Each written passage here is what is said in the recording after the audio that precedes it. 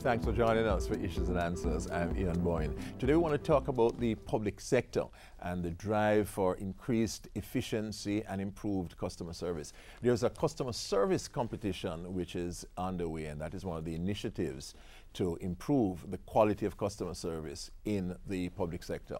The communications consultant at the Public Sector Modernization Division, Fabian Brown, is here to tell us about this. We thank you for your company. Fabian, good to have you on the show. It's a pleasure. So it's that time of the year again when the public sector competition, customer service competition, is underway.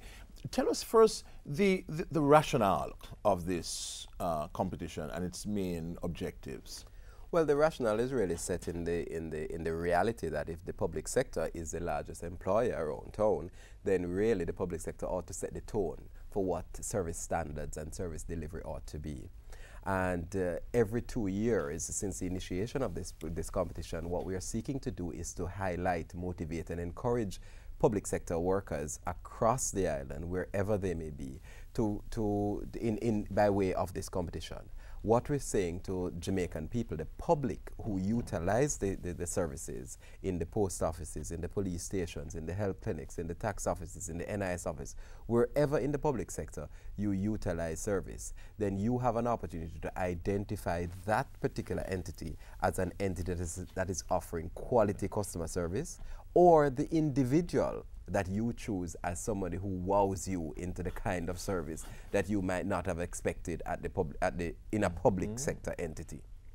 So it is both an organizational competition as well as an individual competition. Absolutely. It is a tool to motivate, to recognize the organizations that are really stepping up to the plate in terms of service standards and service delivery, as well as the individuals in those organizations. Last time around, for example, while it was interesting that NHT itself copped the organizational award, but within that organization, you also had Dennis Simpson, who from the Maypen branch, who copped the officer, the customer service officer of the year as well.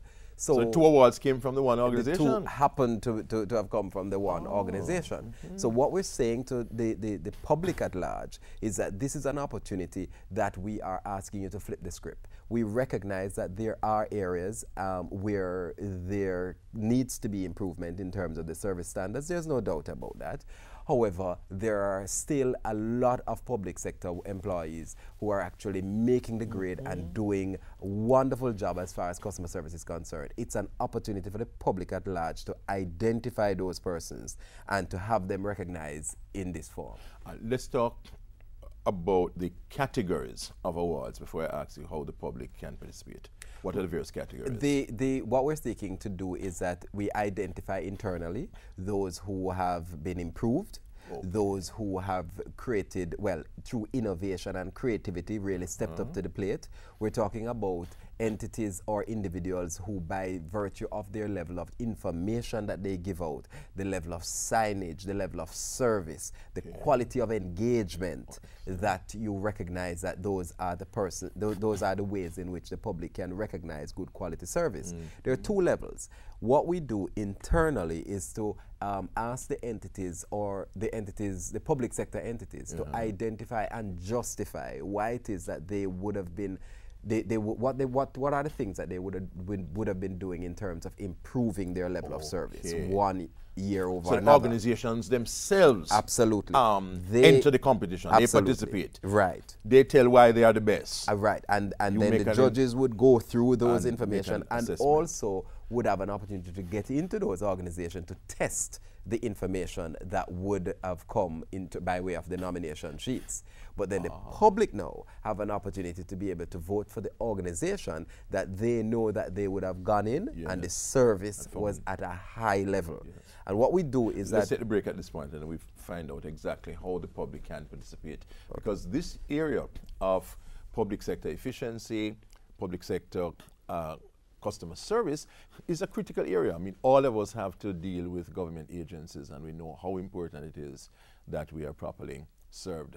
We're talking about the public sector customer service competition and how you can participate. We take a break.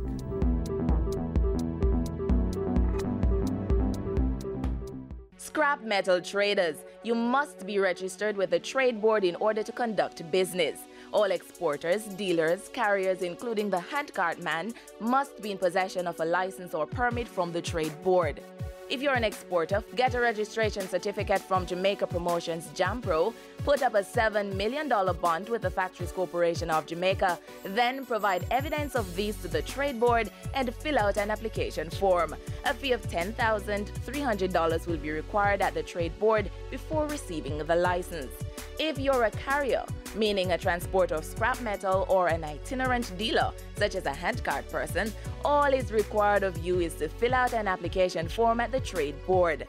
The carrier's application fee is $2,300, while the itinerant's cost is $800. Scrap metal dealers. If you're found trading without a valid license from the trade board, you could be fined up to $2 million or face imprisonment. To know more, visit the trade board located at 72 Harbor Street, downtown Kingston. You may also call the trade board at 967-0507 or click on scrapalertjamaica.com.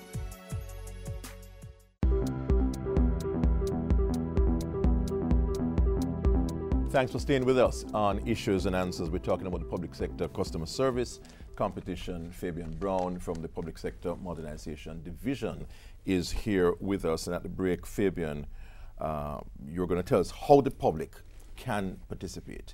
Well, we have 3 ways in which the public can participate. When you walk into a public sector entity, again, I'm at pains to point out that it's not only the big entities, the NHT, the Inland Revenues, your NIS office, wherever you are, the post office, the health clinics, the police station, wherever across Jamaica you are, no matter how small you may think your community or your district is, if you have a public sector entity that serves you there, you have an opportunity to walk in there and to ask for a nomination. It's like an SDC form. office? Absolutely, absolutely. All of these places, you fill out a nomination form there and you drop it in the box. Interestingly though, if you there are forms there at are these forms at entities. the various different entities. Okay.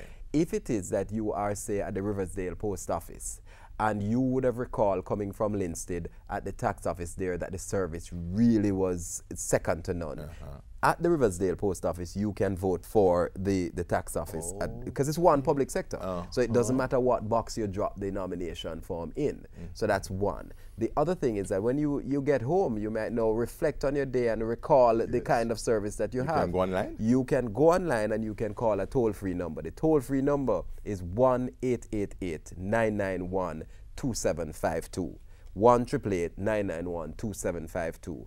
On that, once you make that call, you can give the information as to the entity or the individual that you think should be the customer service entity or individual of choice. And then you can go online. Yes. cabinet.gov.jm, cabinet.gov.jm. Go online, and there you will have the forms. You will fill out the forms. One of the features of this year is that we want to be able to say to the public, if you would like to not only vote, participate, to motivate and encourage the entity or the individual, but you want to also be present at the award ceremony. When you vote, either by the nomination form or you call in or online, indicate your name and your telephone number. And you have an opportunity to join us in July for the award ceremony when we are recognizing that individual and that entity that you would have voted for. So we make it as flexible as possible. We seek to tap into all the various different avenues so it becomes easy. So you can fill out the form at the entities, you can make the call in terms of the toll-free number at 1-888-991-2752, or you can go online at cabinet.gov.jm. When is the deadline? February 28th. February 28th. We have moved the deadline from January 31st to February 28th because we want to make sure that as many persons as possible across Jamaica who utilize the service on a daily basis have an opportunity to really identify, motivate, and encourage those across the public sector that's really making a significant difference as far as good quality customer service is concerned. Again, I'll be the first to tell you that yes, we know we have challenges, but this competition is one way in which we are going to highlight, accentuate the positives, so we can utilize that to minimize and eliminate the negatives that exist. Fabian, tell us, how does this matter of customer service relate to the government's overall economic program, relates to efficiency, relates to our ability to attract investments? Well, there's no question about the fact that with good quality customer service coming out of the public sector, it supports the macroeconomic targets that we have as a country. Because if it is that when you get into customs, the post office, the tax office, you don't feel a sense of warmth, a sense of attention, that there is a desire really to serve you, then first of all, you are not going to be interested in going there in the first place. That, of course, is going to impact on the level of revenues that would be collected. And of course, once you start having that kind of a negative impact in terms of the revenue collection, it is going to impact our ability as a country to move on, to really grow. So there's a ripple effect. One thing impacts the other. And at the foundation, you're talking about the level of interface and service that is delivered at the point of entry, at the point of contact with the people. All of us as Jamaicans, in and outside of the public sector, would need at some stage or at some point in our daily lives to interact with some public entity. Now, if that interaction is not pleasing, is not comfortable, is not inviting, is not encouraging, then of course you start building the brick walls. And you do not want, you cannot afford as a country brick walls when you're talking economic growth and development. So there is no question about the link between good quality customer service and the need to motivate, encourage, and to support that, and the business of growing the country. Yes. So February 28th is the deadline for persons to write in, to call in, to say which public sector entity, which public sector employee has been the most impressive in your eyes. We need to motivate the public sector as a whole, and we need to highlight those which are doing well as a means of motivating everyone. We thank you for your company on Issues and Answers. Next week I'll be back. Until then, Ian Bourne wishing you a pleasant day.